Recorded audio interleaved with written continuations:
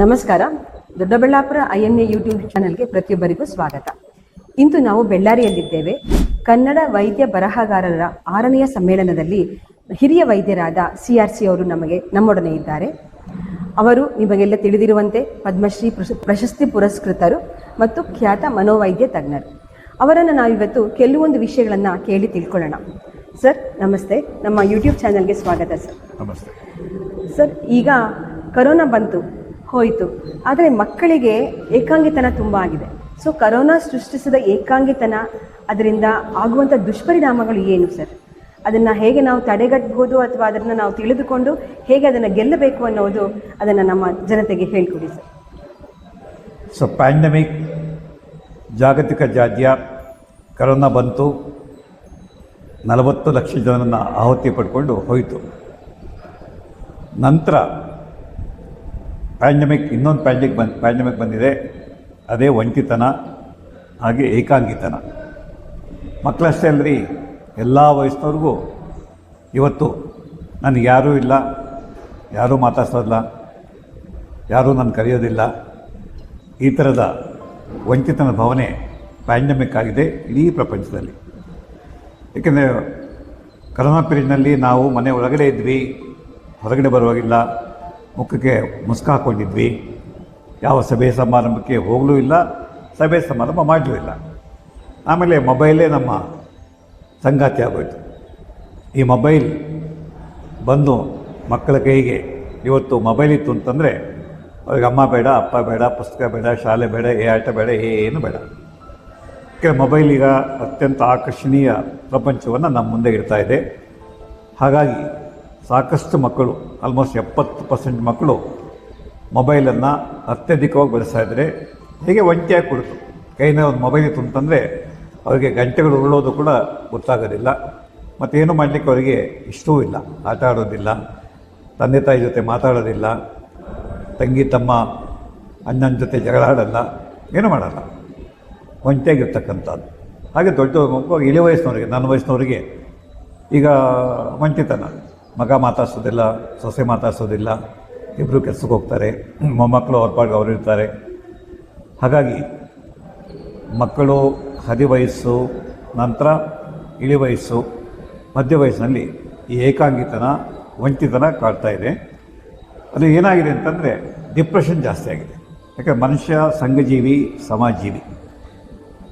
ಯಾಕೆ ನಾವು ದಿನನಿತ್ಯ ಮಾತಾಡ್ಬೇಕ್ರಿ, ಹೇಗಿದ್ದೀರಿ, ಚೆನ್ನಾಗಿದ್ದೀರಾ, ಕ್ಷೇಮವೇ ಅಂತ ಯಾರು ಕೇಳಬೇಕು, ನನ್ನ ಹಾಗೆ ನಾನು ಹೇಳಬೇಕು, ಕಷ್ಟ ಸುಖ ಹಂಚ್ಕೋಬೇಕು. ಈಗ ಕಷ್ಟ ಸುಖ ಹಂಚ್ಕೊಳ್ಳೋಕ್ಕೆ ಯಾರೂ ಇಲ್ಲ, ಯಾರೂ ನೀವು ಹೇಗಿದ್ದೀರಿ ಅಂತ ಕೇಳೋದಿಲ್ಲ, ಊಟ ಮಾಡಿದ್ರೆ ಕೇಳೋದಿಲ್ಲ, ಟಿಫನ್ ಆಯ್ತಾ ಕೇಳೋದಿಲ್ಲ, ಕ್ಷೇಮವೇ ಅಂತ ಕೇಳೋದಿಲ್ಲ. ಹಾಗಾಗಿ ಡಿಪ್ರೆಷನ್.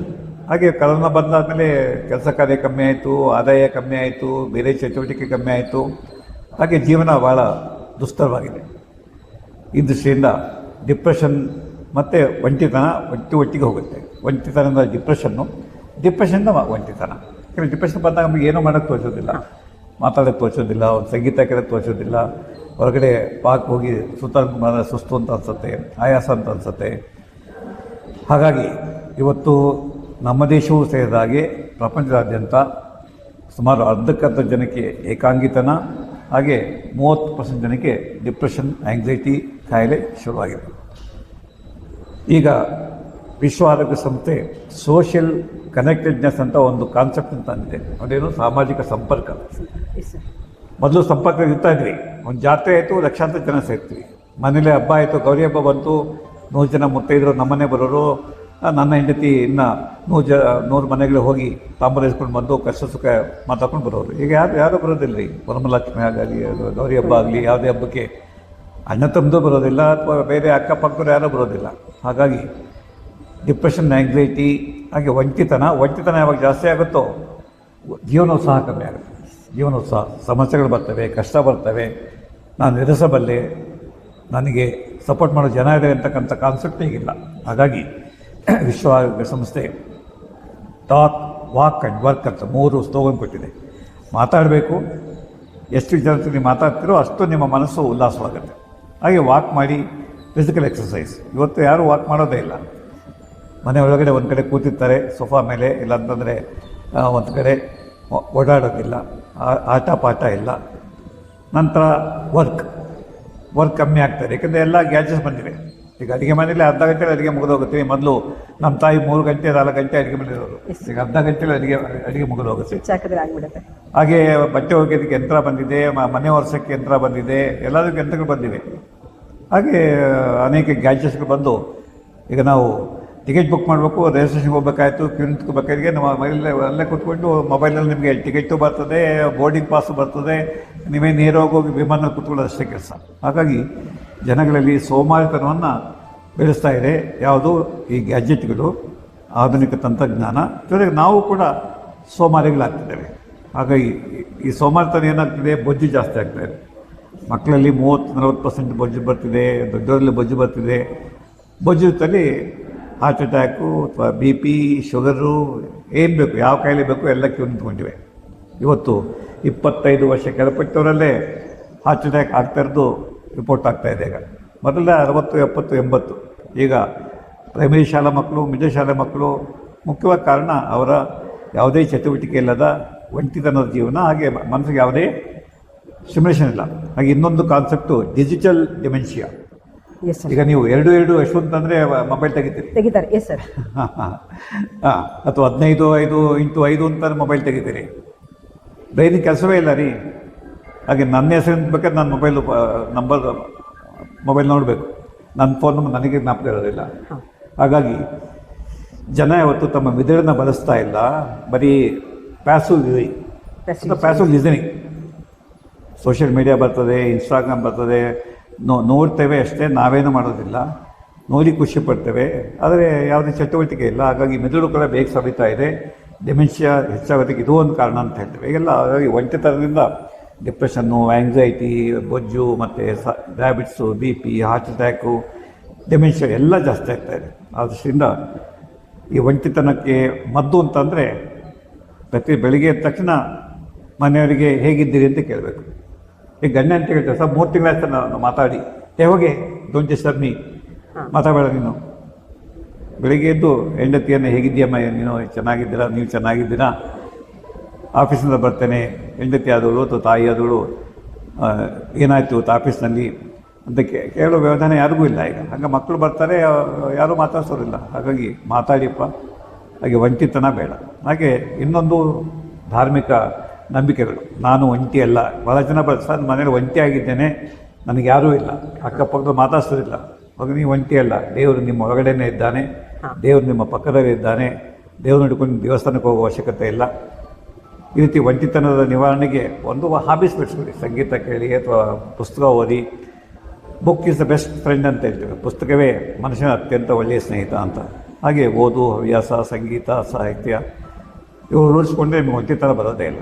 ಹಾಗಾಗಿ ಒಂಟಿತನದ ವಿರುದ್ಧ ಹೇಗೆ ನಾವು ಹೋರಾಡಬೇಕು ಅನ್ನೋದನ್ನು ಮಕ್ಕಳಿಂದ ಹಿಡಿದು ಇಳಿ ವಯಸ್ಸಿನವರೆಗೆ ನಾವು ಕಲಿಸ್ಕೊಟ್ರೆ ಒಂಟಿತನದಿಂದ ಬರ್ತಕ್ಕಂಥ ಈ ಮಾನಸಿಕ ಸಮಸ್ಯೆಗಳು ಹಾಗೆ ದೈಹಿಕ ಸಮಸ್ಯೆಗಳು ನಿವಾರಣೆ ಆಗುತ್ತೆ. ನಾವು ಆರೋಗ್ಯವಾಗಿ ಬದುಕಬೇಕು ಅಂತಂದರೆ ನಾವು ಸಂಘಜೀವಿಯಾಗಿ ಬದುಕಬೇಕಾಗತ್ತೆ. ಗುಂಪಿನಲ್ಲಿ ನಾವು ಇರಬೇಕಾಗತ್ತೆ. ಏನೋ ಒಂದು ನೆಪ ಹೇಳ್ಕೊಂಡು ಜನಗಳು ಮೀಟ್ ಮಾಡ್ತಕ್ಕಂಥದ್ದು. ಅದನ್ನು ಮತ್ತೆ ಹಿಂದಿನ ಕಾಲದಲ್ಲಿ ಜಾತ್ರೆ ಆಗೋದು, ಉತ್ಸವ ಆಗೋದು ಅಥವಾ ಹಬ್ಬ ದಿನ ಎಲ್ಲ ಒಟ್ಟಿಗೆ ಸೇರ್ತಾ ಇದ್ವಿ. ಈಗ ಹಬ್ಬ ದಿನಕ್ಕೂ ಯಾರೂ ಬರೋದಿಲ್ಲ, ಜಾತ್ರೆಗೆ ಸಂಖ್ಯೆ ಕಮ್ಮಿ ಆಗ್ತಾ ಇದೆ. ಹಾಗಾಗಿ ಈಗ ನೋಡಿ, ಕುಂಭಮೇಳ ಆಯಿತು, 65 ಕೋಟಿ ಜನ ಬಂದು ಸ್ನಾನ ಮಾಡಬೇಕು. ಅದು ಅಂಬಿಕೆ. ಅವತ್ತು ತ್ರಿವೇಣಿ ಸಂಗಮದಲ್ಲಿ ನಾವು ಸ್ನಾನ ಮಾಡಿದ್ರೆ ನಿಮಗೆ ಸ್ವರ್ಗದಲ್ಲಿ ಸೀಟ್ ಗ್ಯಾರಂಟಿ ಅಂತ. ಅವರೇನು ಕೇಳಿಲ್ಲ, ಊಟ ಕೇಳಲಿಲ್ಲ, ಬಟ್ಟೆ ಕೇಳಲಿಲ್ಲ, ಏನು ಇಲ್ಲಿ ಬಂದರು, ಸ್ನಾನ ಮಾಡಿಕೊಂಡು ಹೋದರು. ಆ ಒಂದು ನಮ್ಮ ಸಾಂಸ್ಕೃತಿಕ ಬೇರುಗಳು ಸಾಂಘಿಕ ಜೀವನದಲ್ಲಿದೆ. ಒಟ್ಟಿಗೆ ಸರ್ವೇ ಜನ ಸುಖಿನೋ ಭವಂತು, ಇದು ಘೋಷವಾಕ್ಯ ನಮ್ಮ ಉಪನಿಷತ್ತುಗಳಲ್ಲಿ. ಹಾಗೆ ವಿಶ್ವದೈವ ಕುಟುಂಬಕಂ, ಇಡೀ ವಿಶ್ವವೊಂದು ಕುಟುಂಬ. ಈಗ ಕುಟುಂಬವೇ ಇಲ್ಲ, ನಾನು ಒಂಟಿ, ಯಾರೂ ಇಲ್ಲ ಸರ್, ಇದ್ದಾರೆ, ಅವ್ರ ಪಾಡ್ಗಳಿದ್ದಾರೆ. ಹಾಗಾಗಿ ಪುನಃ ನಾವು ಈ ವೇದ ಉಪನಿಷತ್ತುಗಳಲ್ಲಿ ಅವತ್ತು ಏನು ಹೇಳಿದ್ರು, ಒಟ್ಟಾಗಿ ಬದುಕಿ ಸಮುದಾಯದಲ್ಲಿತ್ತು ಅಂದರೆ ನಿಮಗೆ ರಕ್ಷಣೆ ಜಾಸ್ತಿ. ಒಂಟಿಯಾಗಿ ಬದುಕಿದ್ರೆ ರಕ್ಷಣೆಯೂ ಕೂಡ ಕಮ್ಮಿ.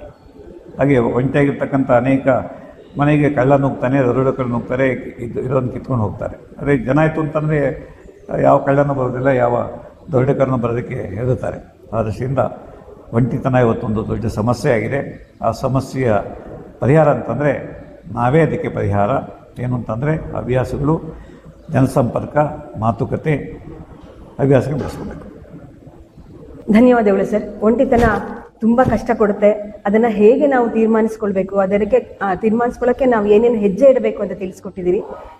ಇಂದಿನ ಕಾಲದಲ್ಲಿ ಒಂಟಿತನದಿಂದ ಅನುಭವಿಸ್ತಾರಂಥ ಚಿಕ್ಕ ಮಕ್ಕಳಿದ್ದಾರೆ, ವಯಸ್ಸದವರಿದ್ದಾರೆ, ಹಿರಿಯರಂತೂ ಇದ್ದಾರೆ.